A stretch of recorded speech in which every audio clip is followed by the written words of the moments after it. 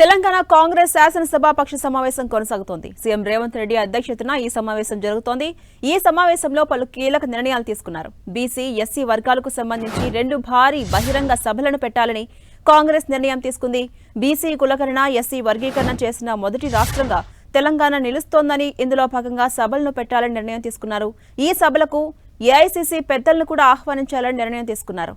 రాష్ట్ర రాజకీయ పరిస్థితులు, ప్రభుత్వ నిర్ణయాలు, పాలనా వ్యూహాలపై ఈ భేటీలో చర్చ జరుగుతోంది. స్థానిక సంస్థల ఎన్నికల వ్యూహం అంశాలపై కూడా చర్చిస్తున్నారు. ఇదే అంశంపై మరింత సమాచారం మా ప్రతినిధి ప్రతాప్ అందిస్తారు. ప్రతాప్,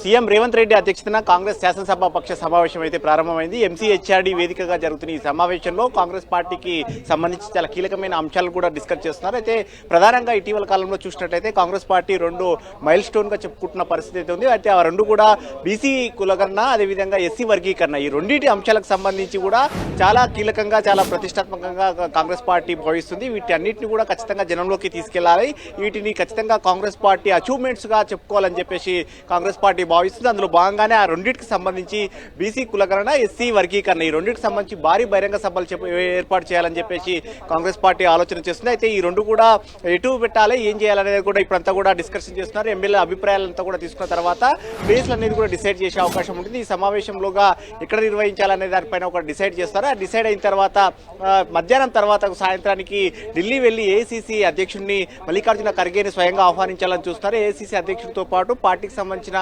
కీలకమైన నేతలు రాహుల్ గాంధీ, అదేవిధంగా ప్రియాంక గాంధీ నేతలను కూడా ఆహ్వానించాలని కూడా చూస్తున్నారు. రాహుల్ గాంధీ పదే కులగణన అంశానికి సంబంధించి ఎన్నికల ముందు చెప్పారు కాబట్టి కులగణనను ఖచ్చితంగా 100%గా ఇక్కడ ఇంప్లిమెంట్ చేయాలని కూడా ఒక ఆలోచన కూడా చేస్తుంది. ఈ అంశానికి సంబంధించి కూడా కులగణన కూడా చేసిన రాష్ట్రంగా కూడా మొట్టమొదటిగా తెలంగాణను కూడా భావిస్తున్నారు. ఎందుకంటే ఒక మొత్తం కులగణనకు సంబంధించి కూడా మొత్తం ఏ విధంగా చేశారు ఏందనేది కూడా మొత్తం ప్రభుత్వం అయితే చెప్తా ఉంది. మొత్తం ఒక 150 ఇళ్లకు సంబంధించి ఒక ఎన్యూమరేటర్ ఏర్పాటు చేసి కులగణనకు సంబంధించి కూడా ఈ సర్వే ఫలితాలు కూడా వచ్చాయి కాబట్టి వాటిని అన్నిటి కూడా అసెంబ్లీలో కూడా పెట్టారు. వీటిని అన్నింటినీ ఆమోదించిన నేపథ్యంలో వీటిని ఖచ్చితంగా ఒక సభ నిర్వహించి వీటిని ఒక అచీవ్మెంట్గా కూడా చెప్పుకోవాలని కూడా కాంగ్రెస్ పార్టీ ఆలోచన చేస్తుంది. సో మొత్తం మీద బీసీ కులగణనతో పాటు ఎస్సీ వర్గీకరణకు సంబంధించి కూడా సుప్రీంకోర్టులో సుప్రీంకోర్టు ఇచ్చిన తీర్పు ప్రకారంగా దేశంలో మొట్టమొదటగా తెలంగాణనే దీన్ని వర్గీకరణ చేసిందని కూడా కాంగ్రెస్ పార్టీ వర్గాలు చెప్తున్నాయి. సో మొత్తం మీద ఈ రెండింటిని కూడా అచీవ్మెంట్గా చెప్పుకొని నెక్స్ట్ లోకల్ బాడీ వస్తున్నాయి కాబట్టి లోకల్ బాడీలో కూడా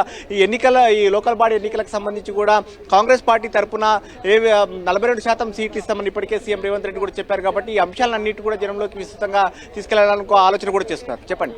అలాగే ప్రతాప్, ఇప్పటికే కాంగ్రెస్ ప్రభుత్వం ఏర్పడిన దగ్గర నుంచి కూడా అటు బీజేపీ, ఇటు బీఆర్ఎస్ విమర్శలు గుప్పిస్తూ వస్తుంది. దాని నుంచి సమర్థవంతంగా ఎదుర్కొనేందుకు ఎలాంటి వ్యూహంతో కాంగ్రెస్ ప్రభుత్వం ముందుకెళ్లబోతుంది?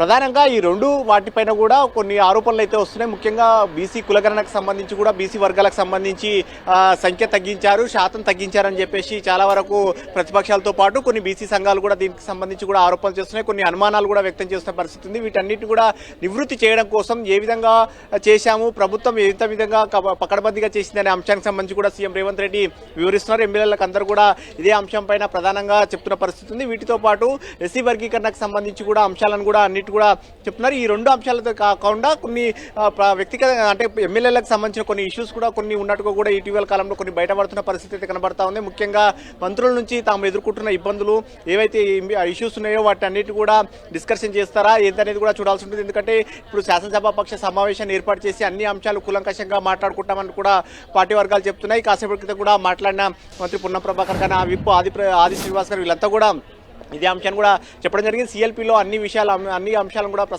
చర్చించుకుంటా ముఖ్యంగా రాష్ట్ర వ్యవహారాల ఇన్ఛార్జ్ దీపాదాస్ మున్షి కూడా వస్తున్నారు కాబట్టి ఎవరికైనా ఎలాంటి ఇబ్బందులు ఉన్నట్లయితే కూడా ఆమెతో కూడా చెప్పుకోవడానికి అవకాశం ఉంటుందంటున్నారు. సో మొత్తం మీద చూడొచ్చు, ఈ ఏవైతే ప్రభుత్వానికి సంబంధించి ముఖ్యంగా మంత్రులపైన వస్తున్న అంశాలకు సంబంధించి ఎమ్మెల్యేలు ఎదుర్కొంటున్న ఇబ్బందులు కూడా డిస్కస్ చేస్తారా, లేదంటే కనుక కేవలం బీసీ కులగణన, అదేవిధంగా ఎస్సీ వర్గీకరణ, ఈ 2 అంశాలకే కమిట్మెంట్ అయి వాటిపైన డిస్కషన్ చేసి ఆ సభలు ఇక్కడ నిర్వహించాలని ఒక ఆలోచన చేస్తున్నారు. కాబట్టి సభలను ఏ ప్లేస్లో పెట్టాలి, ఒక ఒకవైపు ఉత్తర తెలంగాణ పెట్టాలి, నాకు దక్షిణ తెలంగాణ ఏ ప్లేస్లలో పెడితే పార్టీకి ఒక అచీవ్మెంట్గా ఉంటుంది, ఎక్కడ పెడితే ఆలోచన అనేది కూడా ఒక ఆలోచన కూడా చేస్తుంది. సో మొత్తం మీద ఈ అంశాలపైన కూడా డిస్కషన్ చేయాలని చూస్తుంది. సో మరి కాసేపట్లో అంటే ఇప్పుడు ప్రజెంట్ స్టార్ట్ అయింది కాబట్టి మరో గంట 2 గంటల పాటు కూడా కొనసాగే అవకాశం ఉంటుంది.